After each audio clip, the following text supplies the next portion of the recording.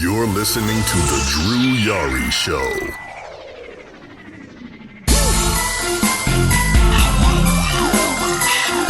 That's the wine and diner with kings and queens. You're looking at the man. You're listening to The Drew Yari Show.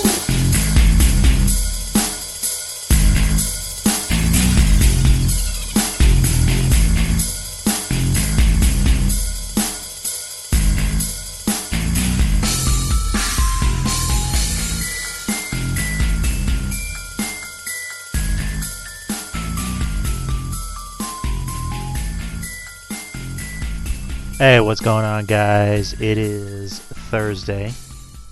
I don't know why I gotta keep saying that because we're not live anymore, but welcome back to the show. It's I'm currently recording at 9:24 p.m. Central Time here in San Antonio. I have AEW on. I didn't really watch too much of the show last night because I was like channel flipping. We had just got a Sling, and the difference between Sling and YouTube TV is that with YouTube TV, at least I can just watch NXT, and then as soon as I'm done with that, I can just like watch the AEW that I missed. With Sling, it's a lot different because you have to actually wait the very next day, for the new episode to come out. So I switched to Sling partly because after August, they're jacking up the prices for YouTube TV. It used to be $50 a month, but they recently started adding more channels, and channels I didn't really ask for. And I guess pretty much like anything else, when it starts to become more popular and there's more shit to it, they gotta jack up the prices. The more popular something becomes, the more expensive it's gonna eventually end up being. So, if I sound different, my microphone that I've had for 2 years had officially decided to crap out. Like the USB cord that I had with it that's been working this whole fucking time, literally right when I'm about to record, I plug it in, and just like with any laptop or computer you have, if you plug in something in the USB drive, it'll show you, you just plug something into this drive. For some reason, I don't know why, I don't know how, but my laptop was not recognizing the USB drive, or the device, whatever you want to call it. So I keep forgetting what it's called. Snowball? Not a snowball, but yeah, fuck it. My microphone that I've had for 2 years is officially no more. I mean, I think the USB cord is fucked up. So I had to switch back to my old microphone that I actually bought when I first started my podcast. It's what is it? It's a Tonor, Toner or Tonor. I think it's Tonor, Tonor microphone. It's just like these basic microphones. They're pretty cheap. I bought 2 of them, and I kept them just in case something like this happens, and I just have like an extra microphone. I tested out the audio before I started recording. I'm actually coming out pretty good. So I don't know if I should just buy a new microphone already or just wait. I mean, I don't really think I'm in a rush because I think I sounded pretty good before I tried these babies out again because I haven't used them in 2 years. So yeah. I guess before I get into AEW and NXT. Tomorrow, I guess talking about my day, didn't really do much today. I have these 3 days off because tomorrow's my birthday. I turned 31, which it's just gonna feel like another day. I've never been big on birthdays, but yeah, I try to make the best way. I try to make the best of. How am I trying to word this? I tried to make the best out of any situation. So, I mean, I don't know what I'm going to do tomorrow. I mean, at this point, what can you really do? What are you allowed to do? Because we have to stay inside. We can't really go anywhere. So, I mean, if any, probably just go out to eat and just come home and chill.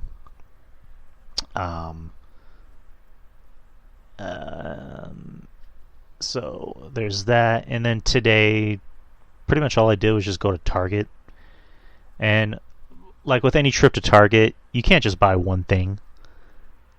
I originally went there because I needed boxers. I was in dire need of boxers. It feels like I'm running out of boxers. And I go to get a 10-pack and I leave with more shit. I leave with clothes that I didn't really need. But, hey, again, when you go to Target, you can't just leave with one thing. So, but, yeah, that's pretty much how my day went. Pretty non-eventful. So, I guess we can jump into... Oh, yeah, and also Extreme Rules is this Sunday. I don't know how I forgot about that. I honestly forgot it was last week. I don't know how that slipped my mind. I mean, I guess I do because, the shows just really aren't that good. Let me just pull up the card for their horror show. Hold up. They're really pushing that narrative. It's the horror show. Come on. Are you kidding me?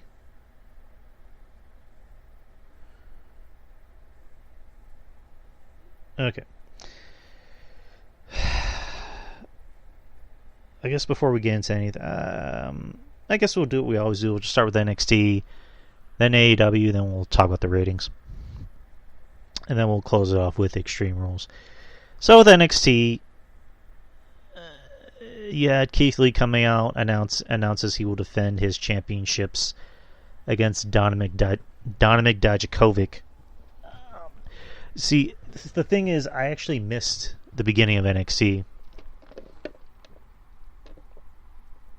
Sorry, just getting something to drink. It's hot. I actually missed the beginning of NXT, so today I rewatched it, with all the stuff I missed. You had Keith Lee come out, do his thing, talking about how he's the champion, how he's proud to be champion. One thing I've noticed, a lot of people think Keith Lee is bad on promos.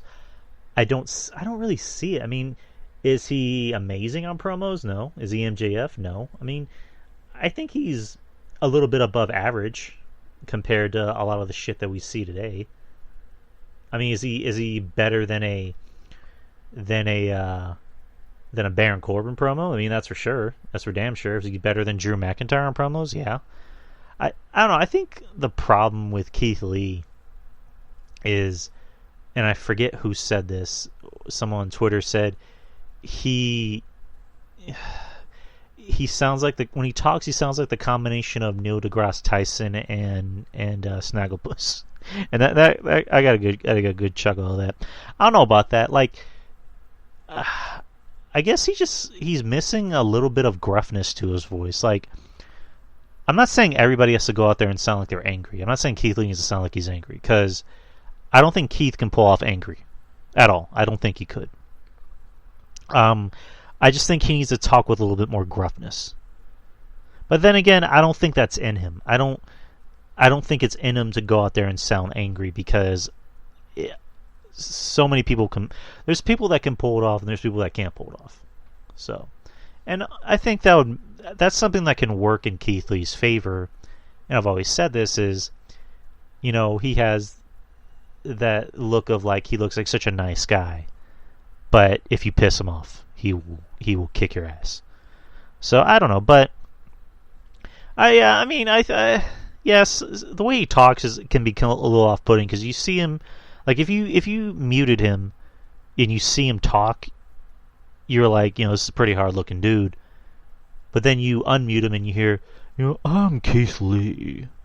Yeah, that's not how he actually talks. He doesn't sound gay, but not that there's anything wrong with that. But I don't know, I don't think he's that bad on promos. Everyone thinks he's terrible on promos. When I think of terrible on promos, I think of, obviously I think of Baron Corbin. But I don't know. That's just me. That's just an opinion. We're just gonna have to agree to disagree. Ah, fuck. This drink almost spilled. I would have had another problem.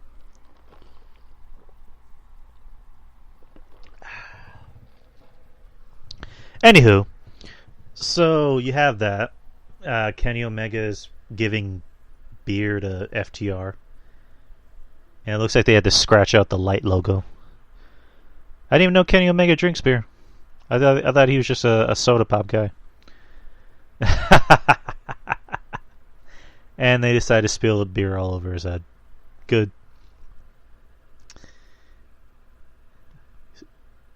They're getting all that soul glow out of his head. I heard Kenny Omega turn heel and he beat the shit out of Marco Stunt. So I missed that. I should do more of these watch-alongs while I'm actually doing the show. That'd be interesting. Next, you had Damian Priest versus Cameron Grimes. Priest won the match. Priest really he really wants to be Scott Hall, because Kevin Castle compares him to Scott Hall, and he's out there wearing a Scott Hall-esque jacket with the blood dripping down. I think Damian Priest is starting to grow on me. He's gotten a little better. He has a little bit of a personality. I just think he needs a little bit more muscle. I'm not saying do steroids. I'm saying do steroids. I just think he needs a little bit more muscle. But yeah, he's starting to grow on me. I can see what other people are saying. He's pretty talented. Cameron Grimes, he's not terrible, but another guy that I don't see them really doing anything with him. Not even in NXT. I mean, you put him on the main roster, he's probably gonna be the guy that does a lot of annoying comedy spots, just knowing how they operate. If any, I'd be surprised if they make him a North American champion. I don't see him as a guy really doing much. I see him as a job guy. So out comes Jericho in his all white suit. This segment I saw, where he is talking about the ratings and the demographic, which we'll get to that later. But yeah, Damian Priest versus Cameron Grimes. I thought the match was okay. Damian Priest getting revenge because Cameron Grimes, beat the shit out of him in a parking lot, and left him in his car, or left him on the side of his car while he tried to beat the shit out of him. So I thought the match was okay. Then he had Shotzi Blackheart versus Indy Hartwell. Apparently backstage at Great American Bash, Shotzi Blackheart ran over Robert Stone's foot in her tank. During the match, Aaliyah came out and cost Shotzi Blackheart the match, with Indy Hartwell winning. So I guess that sets up a feud between them. The whole Robert Stone thing is kind of annoying. I don't really think too much of it. I find it to be very blah. I mean, this guy was supposedly very talented in the independent circuit, and he went to TNA and he was Robbie E, and now he's not even a wrestler. He's just a goof. I mean, if you're gonna give that goofy gimmick to somebody, give it to someone who's not a wrestler. I mean, let this guy go out there and wrestle. I mean, he has charisma, but I don't know. But you had Keith Lee versus Dominik Dijakovic for the NXT and North American Championships, with Keith Lee going over. Another good match between these two. I mean, these two always seem to have good chemistry. Honestly, because I came into this match not really knowing what happened in the beginning of the show, so I thought it was for the North American Championship. So I was just like, all right, they're going to give it to Dijakovic. But I found it was for both titles, so I'm like, oh no, yeah, Keith's going to win. Again, good match. These two always seem to have good chemistry. I thought their match at TakeOver Portland was actually a lot better. But again, this match wasn't bad. It was good. Eventually, you're going to have to let Dijakovic win one of these matches, because it seems like all he does is just wrestle Keith Lee. I don't think I've ever seen him wrestle anyone other than Keith Lee. To my recollection, all I've seen him do is just wrestle Keith Lee, and all he does is lose. So, and also with Dijakovic is just like, I don't think there's really anything about him that stands out. I mean, because you look at Keith Lee, he has charisma. I mean, he's a big guy. He's an ass kicker, but he also has charisma. He's like a Black Dusty Rhodes in some aspects. You look at Dominik Dijakovic. What about him stands out?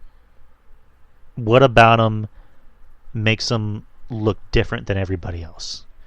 He just, I don't know. There's really nothing about him that's that interesting to me. I see him and I see ex-basketball player. Like, he needs something. He needs a character change. He needs a tweak. He needs something. He needs a gimmick. Because you put him on the main roster, he's just gonna be another big lumbering white guy with no charisma. I mean, granted, he's much better in the ring than, a Baron Corbin. But he doesn't really have anything that's that interesting. I mean, if you can do anything with him, I would say make him a henchman. But at this point, the audience already knows who he is. So I don't know what you do with him, but you need to give him something. You need to give him a different gimmick that makes the character a little bit more interesting. So, Keith Lee wins. Then you have Scarlett come out, and there's a little stare down between the two, and she has like a small little bag or satchel with her, not a satchel, a bag, and she pours out the contents in the bag, which is the broken hourglass along with the sand that Keith Lee destroyed. Basically saying we still got our eye on you, Keith. Which I kind of hope. I kind of hope it's a little bit sooner rather than, or not sooner. I'd rather this be a feud that's down the line, maybe sometime in November, December, or that should be a WrestleMania thing. That should be their takeover before Mania, and not something that's rushed. But then again, who else are you going to have Keith defend these titles against? Or not just the titles, because I'm pretty sure Cross is coming after the world title.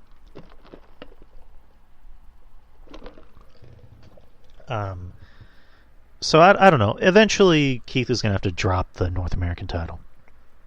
He's going to have to drop it to somebody, maybe in like a triple threat schmoz. But yeah, Cross and Keith, I mean, that's a good feud, but I think it's too soon. I think it's way too soon. You need to let these two really marinate and build up this feud until next year, until the Mania takeover. Next, you had Timothy Thatcher versus Denzel DeJournette. This is my first time watching DeJournette wrestle. I mean, I thought he was okay. Thatcher wins with a submission, but then he holds on to the submission. Oney Lorcan comes out and runs him off, so I guess that continues their little feud. Timothy Thatcher he needs personality. He needs a little bit more personality. I mean, I like these little vignettes they're doing where he's, teaching his own wrestling school, where he's supposed to be, Bret Hart's dad, Stu Hart. He's supposed to be a Stu Hart character, just making everybody tap out. But he just, again, he looks very intimidating. But you hear him talk, is just like, Like, he sounds like he's his voice sounds very bland. There's no substance or like character to it. You just hear, come in here. I'm going to teach you how to do an arm bar. Yeah, I'll make you tap. There, you see, I'm this close to breaking his arm. See, and then you just hear the guy.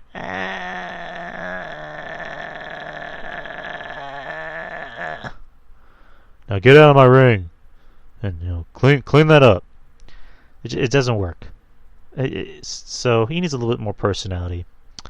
But I mean, I like Timothy Thatcher. He just needs more person. I think if he had more personality, he'd be a bigger. He'd be a top guy in NXT. That's for damn sure. So let's see, next match, and then you had the main event, which was Io Shirai versus Tegan Nox. Io Shirai going over. I had already said this would be more like a tune-up match. preparing Io Shirai, because eventually she's gonna go up against Rhea. That's gonna be a match down the line. I don't know when. I don't know if it's gonna be at the Takeover, before SummerSlam, or it could be at the Takeover before Survivor Series, or even Mania. That seems like a money match. But I don't know. We don't know. We're not sure. I mean, that seems like the more logical conclusion, but then again, I don't know how they like to rush things. But yeah, Tegan Nox, I like her. She's not there yet. She's getting better, but she's not there yet. Oh my God, Marco's stunned, fucking little bitch. I can't stand him. Ugh. I'm glad I have the volume off, by the way. Anywho, yeah, I hate Marco's son. So these two had a pretty good match. It just, there was a point where I kind of nodded off because, again, I had already said about this match. I just thought it was a tune-up match for Io Shirai because, to fast forward at the end of the match, Dakota Kai came out and knocked out Io Shirai. So I'm guessing that's her next opponent. That's going to be a match at the Takeover before SummerSlam. So she's going to have some tune-up matches before she gets to Rhea or whomever. But Rhea is going to be the next big opponent, or is going to be the big opponent. So, but yeah, I mean, I thought the match was okay. I didn't think that much of it. I mean, because Tegan has a long ways to go. Dakota Kai, she's more than likely going to be the next opponent. Or they might even make that a triple threat and add, Tegan in it. Those two girls have a long ways to go, but they're actually not that bad. But they're still very green. All right, that was NXT. No, I'm on the wrong page. Ah, come on. Are you kidding me? Hold up, I gotta pull up the AEW card again. Even though I'm watching it, but I even after I'm done watching something, I still forget in like 5 minutes.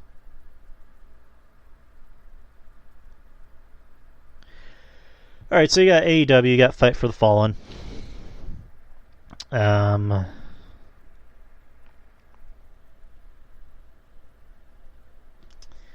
You got the opening match was Cody versus Sonny Kiss. I've never seen Sonny Kiss wrestle, so this is my first time seeing him. He comes out to, from what they said, was the Jaguar cheerleaders for the Jacksonville Jaguars. And here's the one thing that kind of threw me off about him is that, and no, not because he's gay. I don't give a fuck about that. Here's the one thing that kind of threw me off because somebody had wrote to Cody, basically blasting him because he's defending his title against a gay wrestler and he used the F word, which we already know what that is. Cody defended him saying pretty much go fuck yourself if you have a problem with him being gay. I thought they could have used that to kind of promote this match. Like I'm not saying you have to use every civil or social issue to promote a match, but that could have been an interesting way to really build up the match. And to have Sonny Kiss come out and do his entrance the way it was, I don't know what it was. I mean, I don't know if it was a cheerleader entrance or whatever you want to call it. I'm trying to choose my words carefully here. And then I don't know, I think it kind of took the steam out of how the match was looking like it was going to get built. Because he's coming out doing all his dancing, and then when the match starts, it gets serious. I don't know. Like, it's... Again, it just threw me off. I'm trying to get comfortable here because my leg is starting to hurt like a bitch.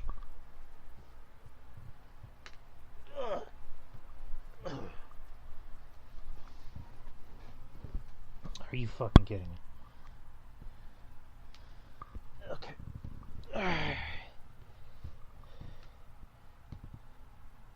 Need to pull the... Alright, sorry about that. So, yeah, I never seen Sonny Kiss wrestle, so this is my first time actually seeing him. So that just threw me off. I mean, I'm not trying to sound picky, but that That honestly just threw me off. So Cody immediately just starts beating the shit out of him. One thing I didn't get was it looked like in storyline fashion Cody was trying to take it easy on him. And then Arn is telling him, get your head out of your ass. You know, just you want to beat him, get your head out of your ass.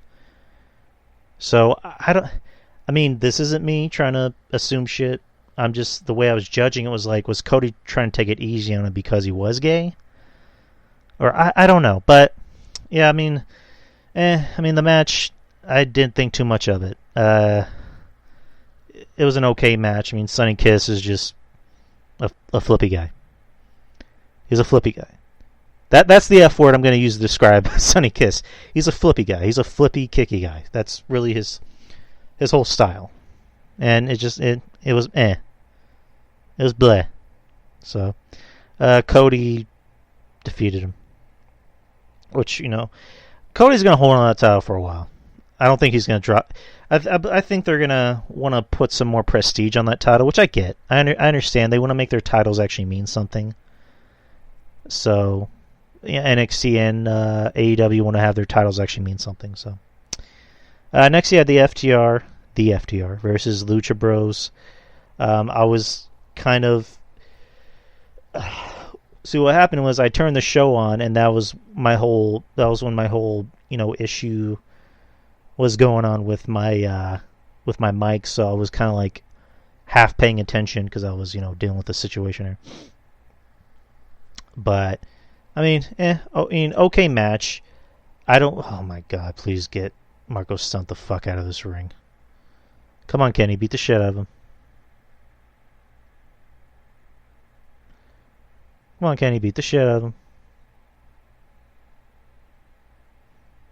Why does anyone take Marco Stunt seriously? I need to ask someone this. If anyone's hearing me, I want you to please answer my question. I mean, I know we're not live, but, get at me on Twitter if you ever listen to the show. Message me or whatever. But why do people pretend to take Marco Stunt seriously? I mean, why? He's not a wrestler. He's a gimmick. If Vince McMahon saw him, he would not take him seriously. He would fucking laugh his ass off. Because he's a gimmick. So are we supposed to pretend that Marco Stunt and Brock Lesnar are the same thing? Brock Lesnar would just look at him and go, "You're not paying me enough for this." But, oh my god, we were talking about FTR and Lucha Bros. I mean, yeah, good match. I mean, they're kind of turning FTR into just another tag team. They should have been the best tag team that they have. But because, what their gimmick is that, we're not flips. We don't do flips and kicks. We're an actual tag team wrestling team. We're an actual tag team. And I think that's working against them. I think AEW is just, they're kind of prejudiced against actual wrestlers in favor of, the Young Bucks, which I don't know if you guys, saw this. I don't even follow this guy on Twitter, but Matt Seidel, formerly known as Evan Bourne in WWE, he put on his Twitter, "Nobody is better than the Young Bucks." And then, the only reason why I saw that post was because John Draper replied, then what? Who are they? Why are they better than everybody? So it's just like, we're in the era of flippy kicky guys, and guys that can actually go out there and work are considered boring. I don't know. But, yeah, I mean, and the Lucha Bros, I liked them, but they're not really doing anything with them. I mean, Pentagon at one point was something. Pentagon at one point was a killer. He was like Rey Mysterio, but jacked up. And actually looked like a killer. But they haven't done anything with him. They did something with him in the beginning, and then they just decided, hey, let's put over these, let's give Marco Stunt TV time. So. And then we get to the whole Chris Jericho segment, where he comes out and talks about the ratings and says, that the demographic means everything, and that even though on paper it says that they lost the ratings war, that they really won because they won the demographic. Which I had said on Twitter, I'm like, that's like your mom telling you that you're husky and not fat. Like, you're still fat, but she's trying to tell you little white lies to make yourself feel better. Chris Jericho, we'll get more into the promo. He talks about Orange Cassidy, saying that that's the best match he's ever had, which obviously that's a lie. And here's the thing, it's just like, I get what he's trying to do. I get what Chris Jericho is trying to do. He's defending his company. He's trying to be the company man. He's trying to be the cheerleader. But it's coming off at a point where it almost seems like it just sounds delusional. I'm at the point where I don't even think Chris Jericho even believes what he's saying, or he even knows how wrestling even works anymore. Like, to say Orange Cassidy is the best match he's ever had. It's like, alright, so Chris Benoit, Shawn Michaels, Rey Mysterio, let's go through other people. Dean Malenko, Kevin Owens, AJ Styles, Kenny. You're going to say that's the best opponent you've been in the ring with. No, it isn't. Chris, just stop. Chris he's delusional. I don't want to see him wrestle anymore. Honestly, I'd rather. I mean, he's good on commentary. He's actually very funny and quippy on commentary. I don't want to see him wrestle anymore. Like, it's cringeworthy almost. Like, he looks like a lesbian aunt. He looks like somebody's lesbian aunt. Like, he's officially reached. He's already surpassed middle age crisis status. Like, it's a level I can't even think of or even really have a name for. He is at a point where he needs to make himself feel important. He needs to make himself feel like he's a part of the cool kids club. It's just, what it doesn't help is that when he's trying to defend the company, he does it in a manner of, oh, you're just stupid. You don't understand how business works. And then he's trying to use himself as an example. Like when he was defending Marco Stunt, he said, oh, a lot of people said the same thing about me. It's like, nobody ever said the same thing about you. You were never small. Chris Jericho was never small. I've been watching Jericho for 23 years. He was never small in WCW. He was thick. He has always been thick anytime I've seen him. Benoit was never small. He was always jacked. Guerrero was never small. He was jacked. I'm saying small and not short. There's a difference between being short and being small. Marco Stunt is small. He looks like a fucking child.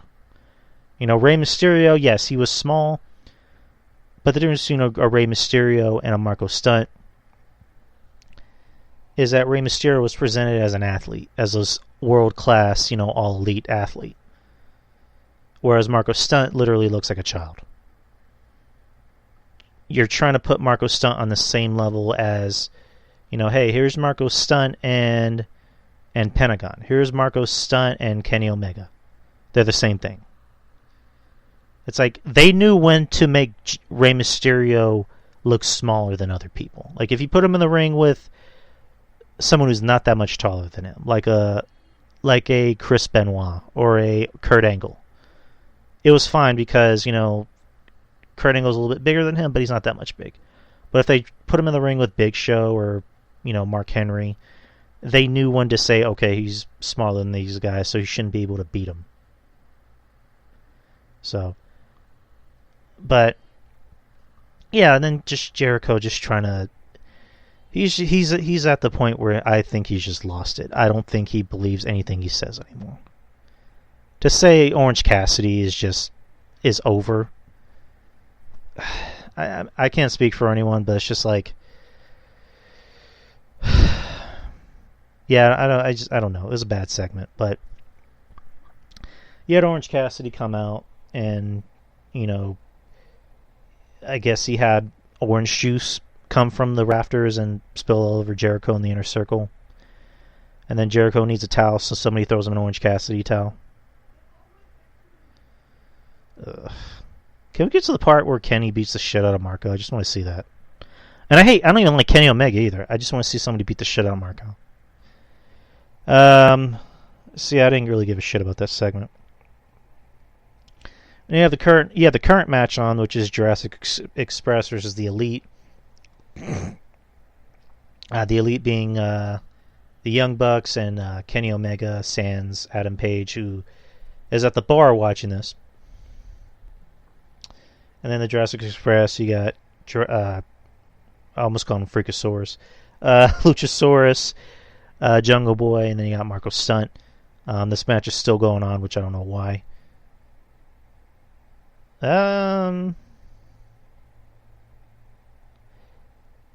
You know what? This is probably the only compliment I'm ever going to give Marco Stunt in the history of the show. That was a pretty sick-looking Canadian Destroyer. I'm not going to lie. I'm not going to stand here and try and front. That was a nice-looking Canadian Destroyer. So, yeah, I have the match on, so I'm not really... So I haven't finished it yet, but... It looks like Kenny is going for the finishing touches.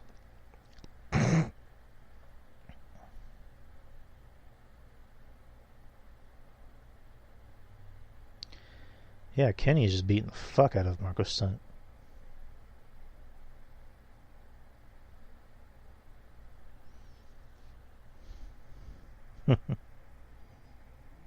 I'm just watching the match because I can't really judge the match. The match really, it was what it was. Oh, now Kenny just need the fuck out of Luchasaurus. He's beating the shit out of Jungle Boy. So is he going to go for the move? It looks like he's going to go for the move.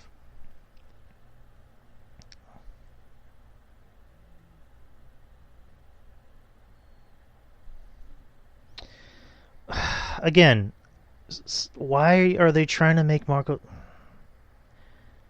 Can they just finish the match for the love of God? Come on, let's get to the finish. And one winged angel. I mean, again, I'm not a Kenny Omega fan, but I actually like that move. It's a pretty good looking move. So the Elite got the match.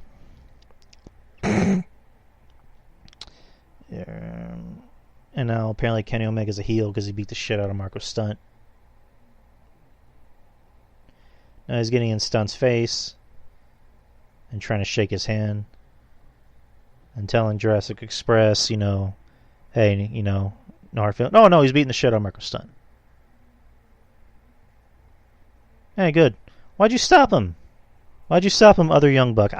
I'll be honest, I don't know the difference between the Young Bucks. I don't know who's Matt or who's Nick. I can't really tell who's who.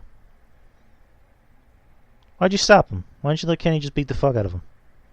I was looking forward to that, and you ruined it. You ruined it. This night's been ruined. The next match you had the Nightmare Sisters versus MJ Jenkins and Kenzie Page. I fast-forwarded through this match because I didn't care. That's pretty much how I'm gonna... That's pretty much my only prognosis of the match. And then Nyla Rose came out and announced that Vicky Guerrero is her new manager. Which, why does she need a manager? She can talk. Nyla Rose can actually talk. Why does she need a manager? I mean, it's good to see Vicky, because I haven't seen Vicky in a while, and I actually like Vicky. She's good at drawing heel heat. But why does... Give it to someone who actually can't talk. Here's an interesting idea. Give Vicky Guerrero to Kenny Omega. Like if Kenny's going to be, the lone heel, and I mean eventually that's going to set up a match between him and Adam, which I mean we've been kind of waiting for that.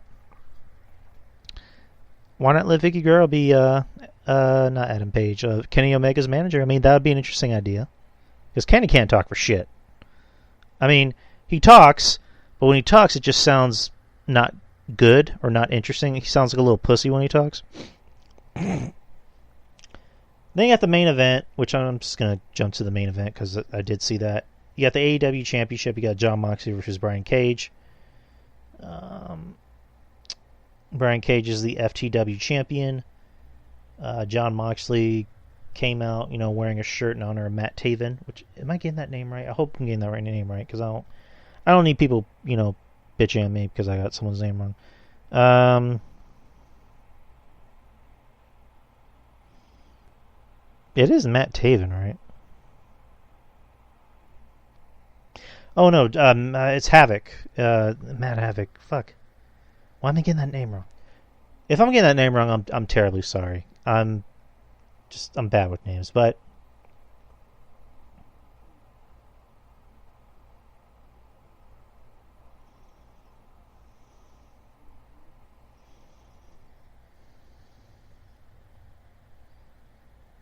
Johnny Havoc.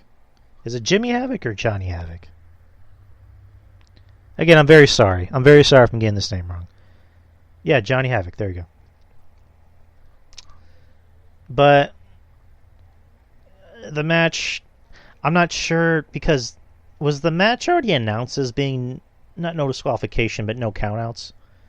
Because there was a point where they were outside for a while, and the referee was not counting.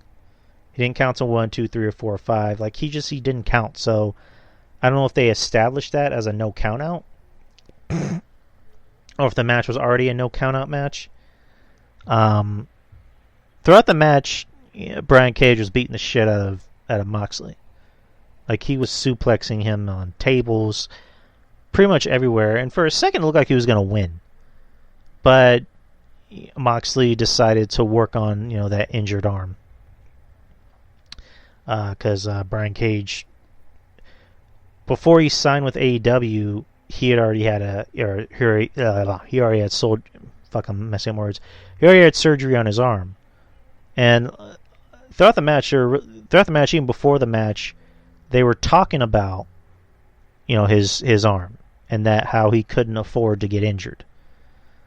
So that leads to Moxley working on that arm. In like any submission you can think of, there's a point where he has him in an armbar, and it looks like he's going to tap. Matter of fact, it didn't even look like he was going to tap at all. It looked like he was trying to break free of it because Cage outweighs Moxley by a lot, and then Taz decides to throw in the towel basically to protect his investment because he didn't want to afford him getting hurt.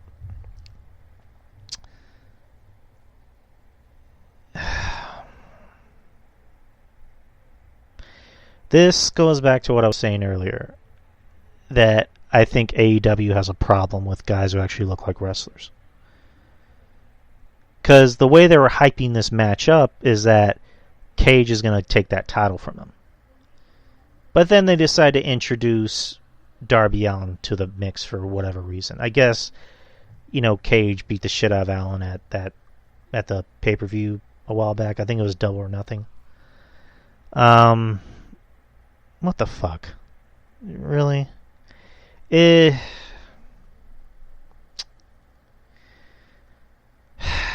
don't know if I'm overreacting here, but they're really burying a lot of guys. Like they bring in these new guys that are big and that are supposed to be these ass kickers, and then they just immediately bury him. They make him look like another wrestler. Like you look at Lance Archer. Lance Archer, they were building him up as an ass kicker. And then he ends up losing to Cody for the title. And what has he done since then? Nothing. He had a match against Marco Stunt, which he should have won in a minute. And they decided to have that match longer than it should have been. He ends up having a match against Joey Janela, and that took 2 segments. Why? I don't know. So Lance Archer's officially done in this company. When I say done, I don't mean he's fired. I just mean as far as being a credible threat and someone that you should actually be afraid of as a fan, he's done.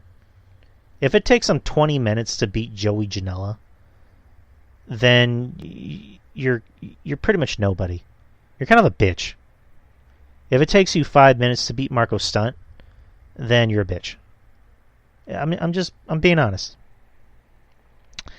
Then you look at, Brian Cage, which I'm not saying he's a bitch. I wouldn't have gone with this segment. I'm glad he didn't tap out. I guess looking back on it, it's kind of like an old school thing. I would have expected him to do like a fuck finish, because I was expecting Taz to, hit Moxley in the face with the title and, do a no disqualifications. So that way, eventually you build up to these two, having, like a no disqualification, falls count anywhere, steel cage, whatever the fuck. I don't know. I mean, I don't know. It's an old school thing to throw in a towel. I mean, I guess it doesn't. I guess it doesn't bury Brandy. Not Brandy, because I'm looking at Brandy right now while I'm watching this. But I guess it doesn't bury Brian Cage, because he technically didn't lose. He didn't get pinned. He didn't get made to submit. He didn't look stupid. I don't know. I guess the more I think about it, the more I get it, because he didn't pin Brian on on the mat. 1, 2, 3. He didn't make him submit. It was like a thing of like, no matter how big you are, you can still you know what I mean? Like, I can't think of the right way to say it, but again, for Taz, he needed to protect his investment. He did, he felt that his guy was going to submit. But yeah, that's pretty much the match. Meh. That's just my overall view of the show. Meh. Both shows are meh. Let's look at the ratings. The ratings came in. I did see them earlier. So AEW won after losing for 3 weeks in a row. AEW tops NXT with 788,000 viewers, which is 10% from last week when they had 715,000. NXT has 631,000, which is 17 down from last week when they had 759,000. NXT came in at number 49 in the 18 to 49 demographic. And yeah, I mean, what else can you say? I had a feeling AEW is going to win. Here's the thing. Usually when both shows are bad, I always feel like AEW is going to win. God damn. So I was just reading something because Shaheen from Nuclear Heat, he commented on a Facebook post I had. Yeah, I mean, both shows were not really that good. But I had a feeling AEW is going to win. Just my opinion. I think Cage and Moxley was a stronger main event. Tegan Nox and Io Shirai, I mean, it was okay, but it wasn't as strong. They should have put Keith and Dijakovic as the main event. I don't know. Maybe they would have won. Maybe they wouldn't have. I don't know. So now we have the card for Extreme Rules, which I'm on CBS Sports. Nothing from Wikipedia came out. Tomorrow is SmackDown, so I don't know if there's going to be more matches announced. You got Nyla Rose announcing Vicky Guerrero as her new manager. She's calling herself the Cougar. I can already hear her through the screen with her Karen haircut. I like Vicky. I'm not making fun of her. I like Vicky. She knows what she is. So you got Extreme Rules. A lot of cinematic looking matches, which it seems like this is the new norm for wrestling, or for WWE mainly. So you got Bray Wyatt versus Braun Strowman in a non-title match. A Wyatt swamp fight. I don't know what the fuck that is. I mean, we're obviously going to find out on Sunday. That's for damn sure. We're going to find out on Sunday. But, I mean, since it's not for a title, which I'm pretty sure they're not going to even attempt to have a title match in a cinematic match. I mean, they're not going to change hands, during a cinematic match. So, but obviously Braun's going to win. Even if it was a title match, Braun would have won. Eventually, this is going to end with Braun versus the Fiend, because he already faced regular Bray. He's facing Colt Bray, and it's going to end with him facing the Fiend, which I'm assuming is at SummerSlam. That's my best educated guess. So, Drew McIntyre versus Dolph Ziggler for the WWE title. Stipulation to be determined. It's basically at Extreme Rules. It's going to be announced what the stipulation's going to be. Which, if I had to guess, it's either going to be the Claymore kick is banned, or McIntyre has to wrestle with one hand tied behind his back, or one arm tied behind his back. That's my only guess. With which, more than likely, McIntyre's still going to win. That's kind of how I see it. This is basically a tune-up to when McIntyre, wrestles against bigger names. Like apparently, it's going to be him and Randy Orton at SummerSlam, which shouldn't be bad because Orton's on a bigger role than he's ever been. He seems a lot more enthused, a lot more committed. Like he's actually having fun. So there's going to be that. Ziggler, again, this is a tune-up match. So, all right. Next match, you have Asuka versus Sasha Banks for the Raw Women's Championship. Asuka's going to win. There's really no doubt about it. It should be a good match, but Asuka's going to win. So I don't know who her next opponent would be. I thought it was going to be Nia Jax. I thought they were going to continue their feud, but Nia Jax has been we have to put on APB on her because we don't know where the fuck she is. She's gone. I don't know where she went. They pulled the sister from Family Matters on her. She went upstairs and she never came back. So, this match should be fine. Sasha Banks is a lot better now. Not that she's ever been bad, but she's always, for a while, she kind of had that thing that Randy Orton would have where it seemed like she was phoning it in. But now her and Bayley, which it seems weird to say, they're probably the best thing about the show. Because, obviously they're best friends, they have good chemistry. Bayley seems like she's enjoying her heel role now. Like she's actually having fun with it. She's a lot more comfortable in it. Like, she went from just being, the cookie cutter, generic heel, to now she's, I think somebody said that she's being emo. Like, she's doing the emo gimmick, which I'm fine with it. Because Bayley can't be, the kick-ass heel. She can be the annoying heel. I'm glad she's not being a chicken shit heel. So, I'm enjoying both of them. I like both of them. You got so you get a Bayley SmackDown Women's Championship. Bayley versus Nikki Cross. Bayley's going to win it. There's no ifs, ands, or buts about it. Not even Bayley's butt. Rey Mysterio versus Seth Rollins in an eye for an eye match. This is another cinematic match. I don't know how this is going to work. Rey Mysterio apparently isn't even signed to a contract. From what I read, he's on a handshake agreement to stay in the company, just to do this gimmick. So where does this leave Dominic? Because from what I'm hearing from a lot of friends, it sounds like Dominic is going to turn on his father. Like he's going to cost his father an eye.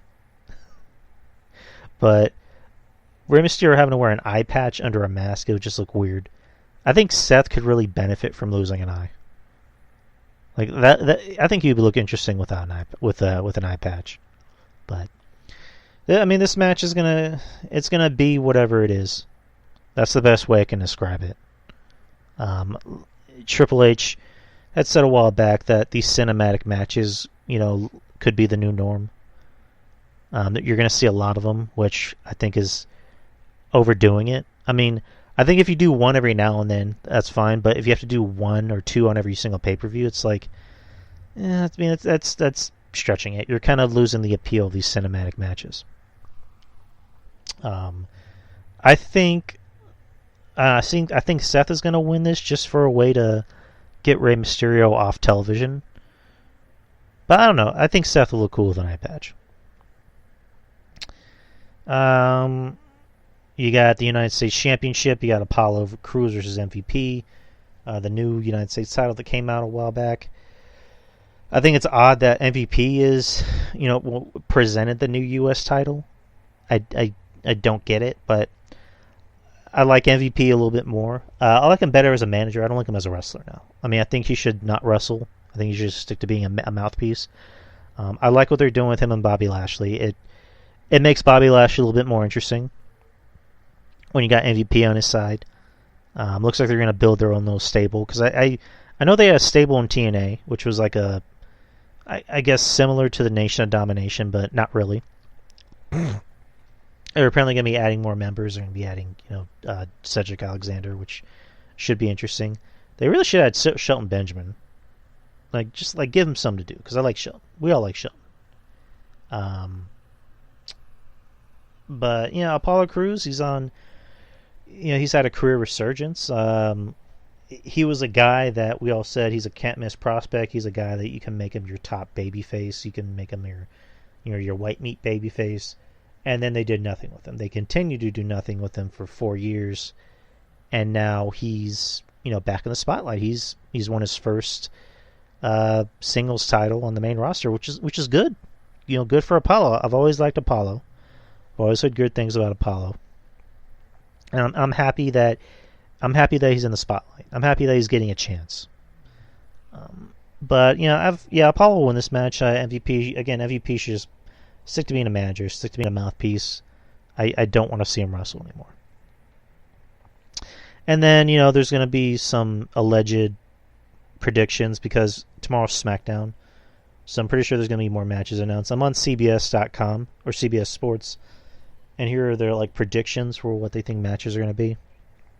You got SmackDown Tag Team Championships, New Day versus Nakamura and Cesaro in a tables match, which that'd be interesting.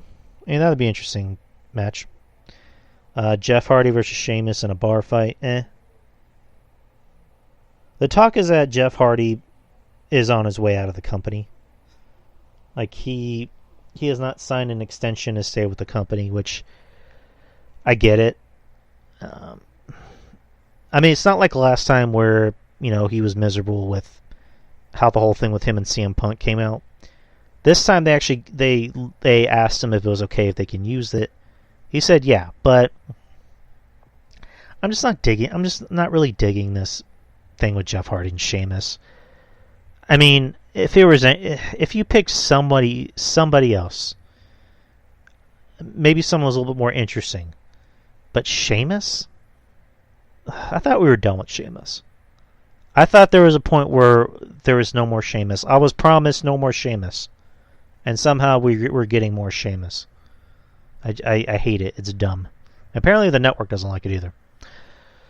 But yeah, that's Extreme Rules. Is going to be this Sunday. We'll find out tomorrow if there's more matches. So, that's pretty much the show. Be back next week. Same channel, same guy.